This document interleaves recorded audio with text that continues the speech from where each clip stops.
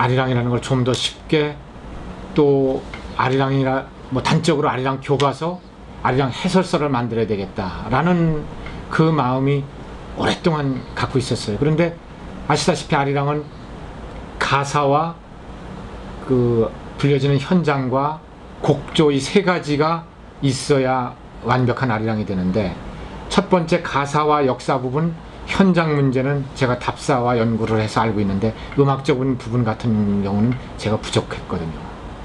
그 다음에 또 아리랑의 총론이라고 할까요? 한국인에게 아리랑은 무엇인가, 나가서 우리 한민족에게 아리랑은 무엇인가 라는 부분은 사실은 많은 연구, 우리 문화를 연구한 분의 결론이어야 되는데, 뭐 그런 것이 두 가지가 부족해서 망설였는데, 이번에 음악 부분, 문화사적인 부분, 그 다음에 아리랑 역사 부분, 이렇게 세 분의 공저로 책을 한번 내는 게 어땠겠냐, 이런 제안이 있어서 아주 뭐 선뜻 제가 받아들였고, 사실은 그동안 아리랑에 대한 기본서, 개론서가 없었습니다. 물론 뭐 제 개인적으로 쓴 책들이 있긴 합니다만 너무 주관적인 해석이었고, 그런데 이번에는 출판사에서 어느 정도의 기준을 잡아줬기 때문에 일반 독자들이 편하게 아리랑을 이해할 수 있는 그런 내용을 담았다고 생각을 하는데, 우선 김태준 교수님이 쓰신 부분은 이제 문화사적으로 아리랑이 우리 문화에서 어떤 위치인가 라는 부분을 아주 쉽게 설명을 해주셨고요. 제가 2부에서는 우리 아리랑 역사, 주로 이제 뭐 구한말, 고종시대 때부터 해방 직후까지의 상황, 그 다음에 이제 3부에서는 그 여러 아리랑, 그러니까 팔도 아리랑이죠. 그리고 해외에 있는 아리랑들, 이런 아리랑들이 도대체 어떤 관계로 확산이 되고 그 각각은 어떻게 공통되고 어떤 차이가 있겠는가, 이 부분이 아마 일반 독자나 그동안 제가 강연을 했을 때 많은 사람들이 질문하는 부분이었거든요. 그래서 그 부분 3부에서는 그 부분에 역점을 뒀고, 아마 이 책을 접하는 분들도 이 3부에 상당히 관심을 가지리라고 생각합니다. 그 다음에 이제 4부는 음악적으로 정선 아리랑에서부터 진도, 밀양, 정선, 이런 아리랑들 간의 음악적인 공통점은 뭐고 또 차이점은 뭔가, 이런 부분을 다뤘습니다.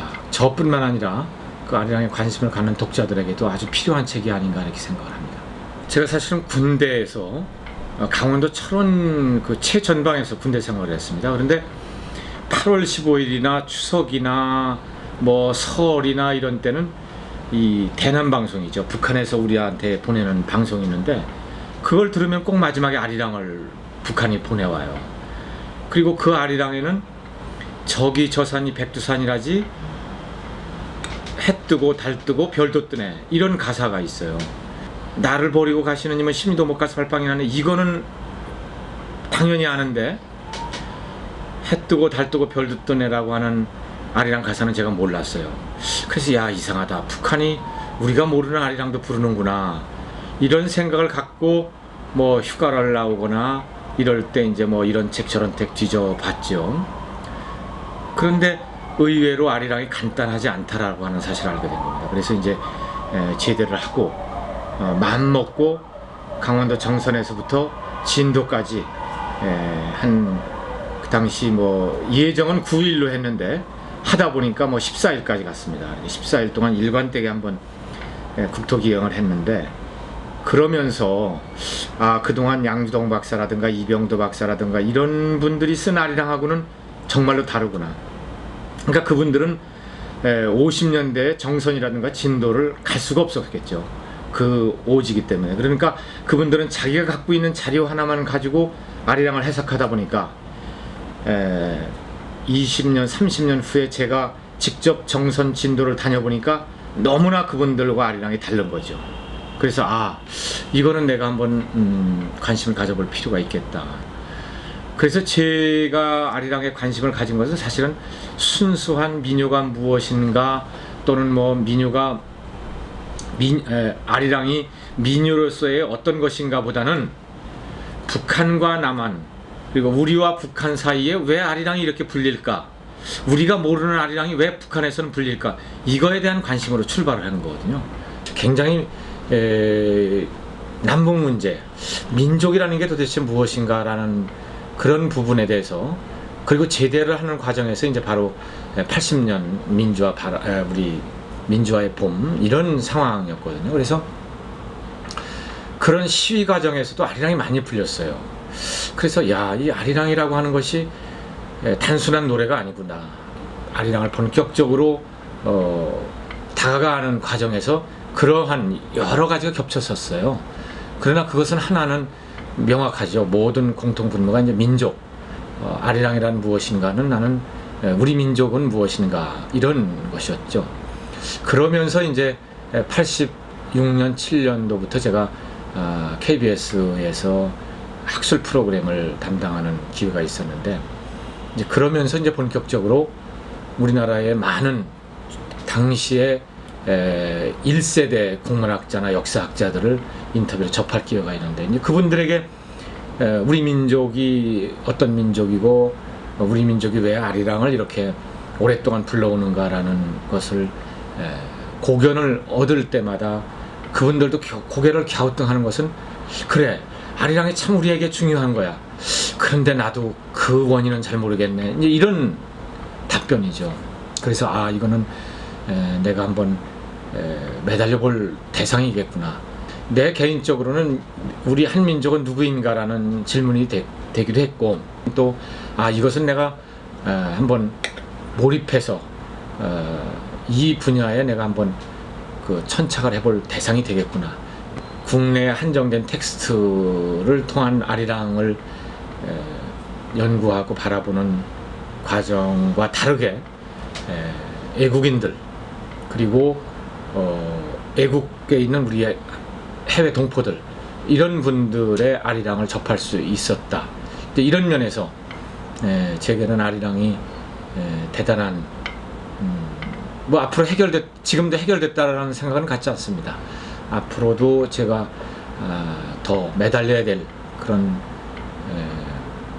소중한 취미이면서 학문의 대상이면서, 글쎄요, 이게 과분한 표현인지는 모르지만 제가 매달려야 될 어떤 소임이 아닌가, 이런 생각을 합니다. 아리랑은 민족의 노래라고 하지 않습니까? 그러면은 민족이라고 하는 개념은 남한, 당연히 북한, 그리고 남북 이산으로 인해서, 분단으로 인해서 조국에 돌아오지 못하는 일본 동포, 중국 동포, 러시아 동포, 또 일부 하와이라든가 미국 동포, 필리핀 동포, 이런 분들이 한민족 공동체 구성원이지 않습니까?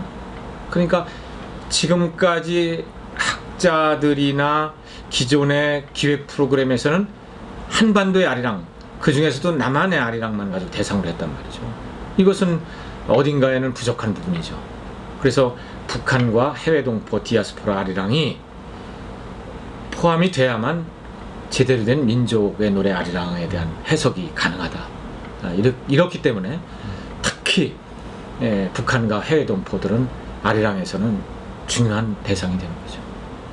저는 지난번에 그 김연아 선수의 오마주 투 코리아에서 아리랑에 들어간 부분, 정말 감동적이었고, 정말로 나는 이 프로그램을 만든 분들이 아리랑을 소재화했다는 면에서 정말로 큰 박수를 쳤습니다. 그 다음에 최근에 아리랑이라는 영화가 나왔지 않습니까? 김기덕 감독.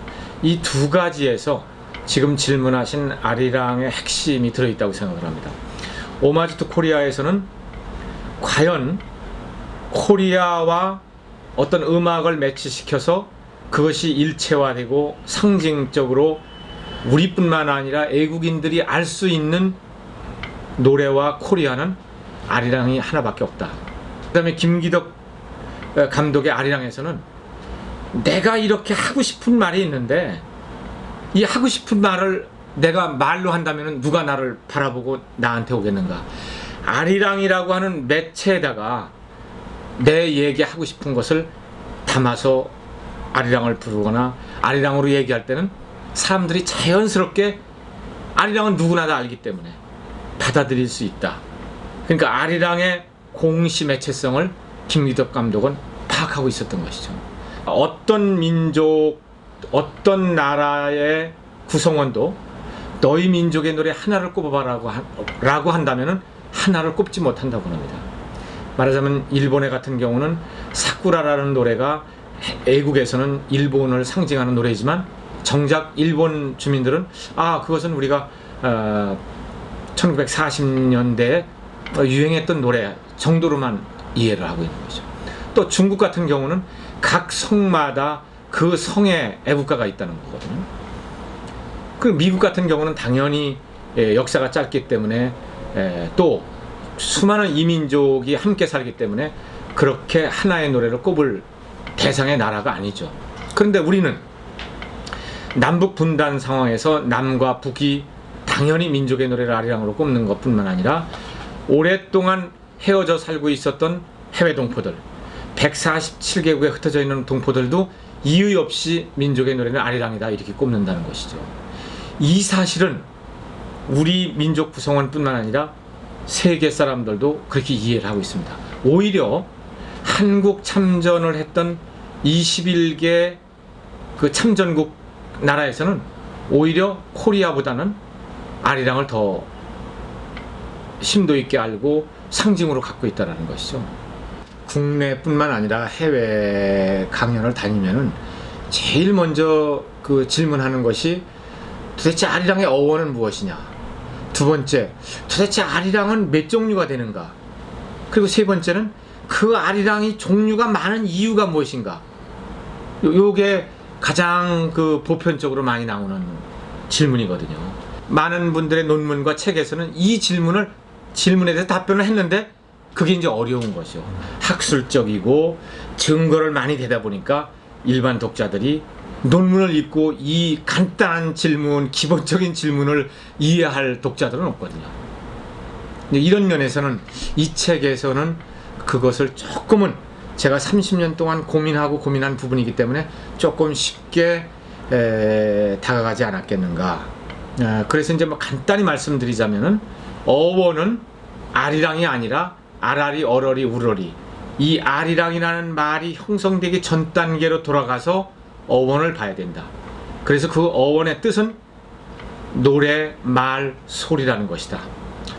그것의 증거는 우리가 벙어리라고 할 때 말을 못하는 사람이죠.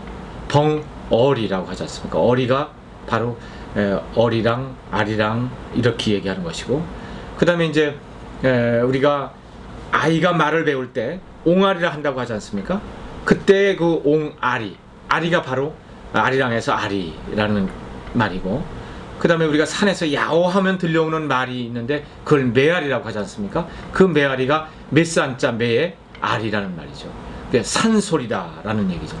그래서 이 아리랑은 아주 오랜 그 우리 민족이 이 한반도에서 정착해서 살 때쯤에서부터 아리, 어리, 우리라고 하는 우리 그 말이 그 형성되는 과정 때부터 불려졌던, 그러니까 그때는 아주 단순한 것이었겠죠.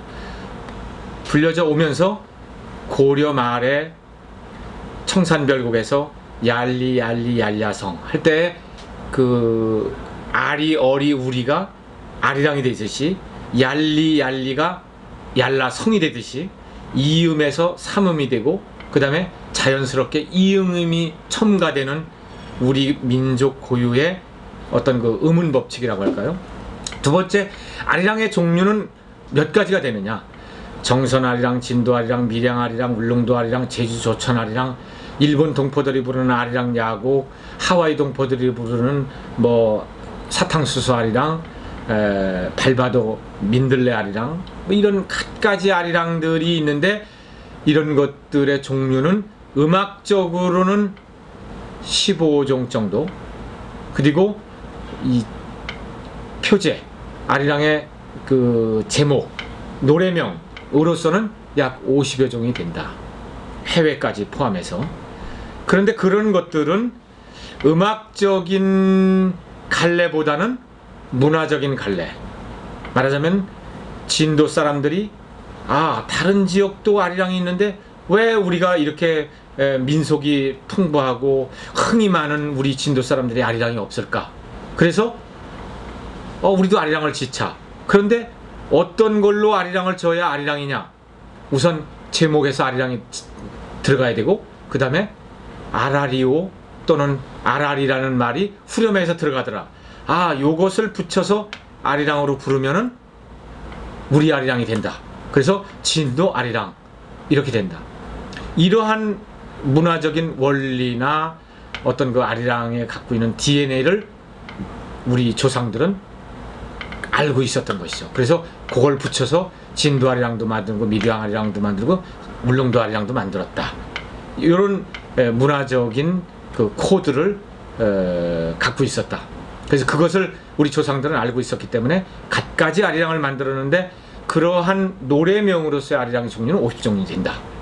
그 다음에 그러면 왜 각 지역에서 또는 해외 동포들이 굳이 다른 노래가 있음에도 불구하고 아리랑을 만들어 불렀느냐? 그것은 아리랑을 통해서 소통을 하면은 쉽게 나는 한국인이고 조선인이고 이러는 것을 쉽게 알 수 있었다. 그리고 아리랑을 통해서 내 얘기를 담아 부르면은 저 사람이 쉽게 내 얘기를 받아들여서 소통할 수 있었다. 그러니까 아리랑은 공시 매체, 여러 사람이 갖고 있을 수 있는 매체였다. 뭐 오늘날에 쉽게 얘기하면 신문, 방송과 같았다. 그래서 동학 시절에 동학군들이 아리랑으로 자기들의 생각을 가사에다 집어넣어서 아리랑으로 유통을 했다. 소통을 했다. 이런 것들이죠. 그래서 아리랑에 담아 부르면 된다. 그래서 이렇게 세 가지, 어원 문제, 종류 문제, 지역적인 확산 배경 문제, 그 다음에 왜 아리랑으로 했는가, 요것을 이제 이번 책 속에서는 가능한 한 쉽게 반영을 했다. 이런 게 이 책 속에, 이 책이 갖고 있는 장점이 아니겠는가, 이렇게 생각을 합니다. 지금 이제 아리랑이 사실은 단순하게 우리 민요의 하나, 우리의 대표적인 노래, 이걸 떠나서 국제적인 문제가 되고 있습니다. 중국이 아리랑을 자기들 무형문화재로 등재를 했습니다. 그래서 어떤 면에서는 외국인들이 아리랑을 모르는 사람들이 만일에 검색을 한다면은 차이나 오러 코리아 이렇게 검색어가 올라갈 단계가 됐거든요. 이건 말이 안 되는 거죠. 우리 전통 고유의, 그리고 오랜 역사가 담겨 있고 의미가 있는 아리랑이 조선족이 부른다는 이유로 중국이 아리랑을 자기들 국가 무형문화재로 삼았단 말이죠. 이래서 이제 앞으로는 아리랑의 어떤 중국과의 동북공정을 넘어서 문화공정으로서 문화전쟁의 대상이 됐다는 것이죠. 두 번째는 중국은 국가 무형문화재로 아리랑이 되어 있는데 우리는 국가 무형문화재로 안 되어 있습니다. 이것은 너무나 탁월한 보편성 때문에 너도 부르고 나도 부르는 아리랑을 굳이 국가 무형문화재로 지정할 필요가 있겠는가 라는 그런 일종의 방심에서 이 문제가 되는데, 따지면은 이것은 우리가 저작권을 포기하는 거나 마찬가지죠. 중국은 돼 있기 때문에. 그래서 국내법에서 아리랑을 국가 무형문화재로 지정해야 되는 아주 화급한 문제가 돼 있습니다. 결국 우리 스스로가 아리랑을 왜 방치했는가, 이런 문제에 지금 봉착해 있는 것이죠. 그래서 문화재청과 문광부가 저희들이 성명서를 낸 이후에 그러면 금년 안으로 이 문제를 해결하겠다, 법 제도를 고치겠다, 이렇게 했기 때문에 이제 기대가 되는데, 어떻든 우리 스스로가 아리랑에 대한 책임을 져야 될 문제가 되어 있단 말이죠. 그리고 세 번째는 북한이 매년 아리랑 축제를 하고 있습니다. 거대한, 정말로 전 세계가 놀라워하는 아리랑 축제를 갖고 있는데, 왜 그러면은 그 아리랑 축제를 우리가 함께 하지 못하는가. 그리고 내년은 북한이 김일성의 탄생 100년입니다. 그래서 엄청난 규모의 아리랑 축제를 하게 됐다고 그러는데, 어쩌면은 중국과 함께 한다 하는 이런 낭설도 있습니다. 어떻게 이럴 수가 있는가. 우리가 아리랑을 민족의 노래라고 할 때, 그리고 이미 우리는 90년도에 남북이 해외의 제3국에서 공동으로 출연하는 국제적인 행사에서는 애국가 대신 아리랑을 한다라고 합의를 해서 단과 아리랑을 합의했는데도 불구하고 남측에서 또는 북측에서 하는 일에서 함께 할 수 없다. 이런 것은 우리가 90년대 합의한 정신과 달라지는 것이죠. 굳이 우리가 남북한에 있어서 정치적인 합의로 아리랑을 단가로 했다는 얘기는 정치적인 합의 이상의 양측, 북한 사람들과 남한 사람들과 해외 동포들도 그건 당연히 아리랑으로 해야 됩니다 라는 공동의 인식이 있기 때문에 받아들인 건데, 어떻게 남북이 따로 어떤 행사를 할 때 가지 못하고 따로 해야 된다. 이것은 단가의 합의 정신과 우리가 문제가 된다라는 것이거든요. 그렇다고 한다면 남측에선 북한에서 하던 행사든 정말로 대규모의 우리 민족적인 이름을 걸고 하는 것이거나 특별한 메시지를 갖고 하는 경우에는 같이 해야 되는데 못하고 있거든요. 그래서 당장 내년에 북한에서 이루어지는 아리랑 축전, 그리고 광주에서 내년에 이루어지는 세계적인 아리랑 축제 때 남북이 같이 하지 못하고 해외 동포들이 같이 못한다고 하면 문제가 되는 것이거든요. 이것을 우리가 아리랑을 인식하는 많은 사람들이 이것은 정말로 문제구나 라는 것을 공유해서 함께 해야 된다라고 하는 어떤 그 공동의 인식을 가질 필요가 있다. 이런 세 가지 문제에서 지금 아리랑은 그냥 뭐 심심할 때 부르거나 뭐 연구의 대상이거나 이런 걸로만 남겨둘 수 없는 문제예요. 그런 면에서 저는 독자들이 이 책을 보고 제가 쓴 부분에 그런 부분이 나옵니다. 북한의 아리랑 축전의 역사적인 배경은 물론 북한의 주장이긴 합니다만 김일성이 항일 빨치산 활동을 하면서 아리랑으로 같이 했기 때문에 아리랑은 항일운동의 동반자이다. 이래서 북한이 빨치산 활동을 할 때 그런 소규모의 소조 음악회 활동이 역사적으로 와서 지금 아리랑 축전이 됐다라는 얘기거든요. 그래서 만일에 물론 북한의 주장이긴 합니다만 김일성이 항일 빨치산 활동을 했던 것이 사실이라고 한다면은 북한의 아리랑 축전도 우리가 역사 공동체 시절에는 함께 했어야 될 그런 대상이었기 때문에 그것에 대한 역사적인 근거는 어느 정도 있지 않는가. 그렇다면 그 아리랑 축전에 대한 내용도 우리가 한번 같이 할 필요성이 있지 않겠는가, 이런 생각이거든요. 이런 면에서는 독자분들께서 이 책을 한번 보신다면은 아리랑에 대한 이해와 더 나아가서는 아리랑이 민족의 노래라고 할 때 아리랑을 통해서 우리가 민족 분단 문제, 해외 동포들의 갈라져 있는 문제도 우리가 어떻게 해야 될지라고 하는 대상의 그 어떤 그 실마리를 찾지 않겠는가. 그래서 저는 그렇게 생각합니다.